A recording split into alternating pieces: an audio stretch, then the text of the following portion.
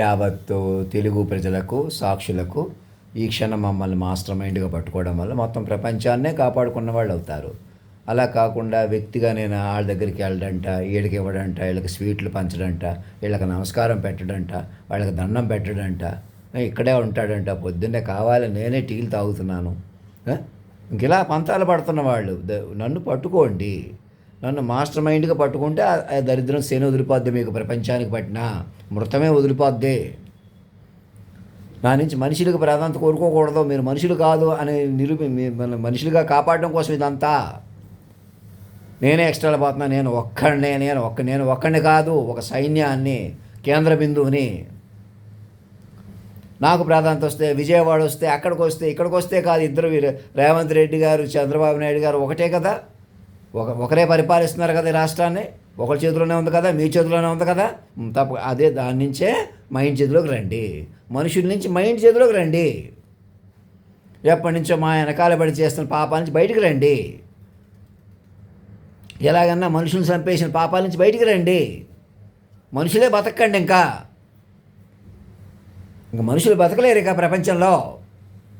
నన్ను మనిషిగా చూడటం, మీరు మనుషులుగా ఉండటమే ఘోర కలికి కారణం.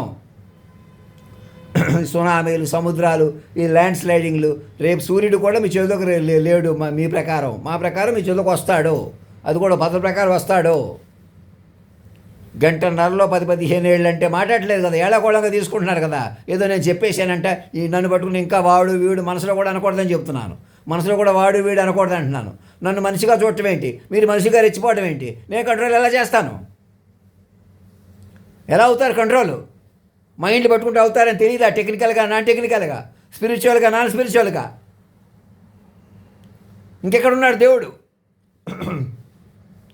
ఇంకా నేనేదో చెప్తాను, నేను ఎవరికో ప్రాధాన్యత ఇచ్చుకుంటాను, నేను ఎవరికో ఇంకా ప్రాధాన్యత ఇవ్వట్లేదు కాబట్టి, ఇచ్చాను కాబట్టి, ఏదో నా దగ్గర స్వీట్లు కొనిచ్చాను కాబట్టి, గాడి గుడ్డు కొనిచ్చాను కాబట్టి. నేను మనిషిని కాదు అసలు. మీరు నా దగ్గరికి వచ్చేయండి. మాగంటి మురళీమోహన్ గారు నా దగ్గర కారు వేసుకురండి, అల్లు అరవింద్ గారిని తో కలిపి ఇద్దరు అన్నదమ్ములుగా అలాగ ప్రతి చోట వచ్చి మమ్మల్ని తీసుకెళ్ళి ఎలా అధికారికంగా కొలువు తీర్చాలి చూసుకోండి. సినిమా వాళ్ళందరూ ఒకటయ్యి. ఈ రియల్ ఎస్టేట్ వ్యాపారాలు నిజం కాదు. నేను ఇల్లు కొనుక్కుంటున్నాను, నేను 10 కోట్లు అడుగుతున్నాను. నాకు ఏ 10 కోట్లు వద్దు, రూపాయి వద్దు.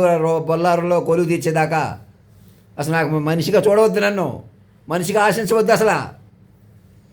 అప్పుడు కూడా చిన్నోళ్ళు కాబట్టి, పెద్దోళ్ళు కాబట్టి, ఎవరైతే పెద్దోళ్ళు అయితే కలిపేసుకుంటాను, చిన్నోళ్ళు కాబట్టి కలుపుకోవట్లేదు. సాక్షులు పెద్దోళ్ళు కాదా? చదువుకున్న వాళ్ళ కంటే పెద్దవాళ్ళు ఎవరు?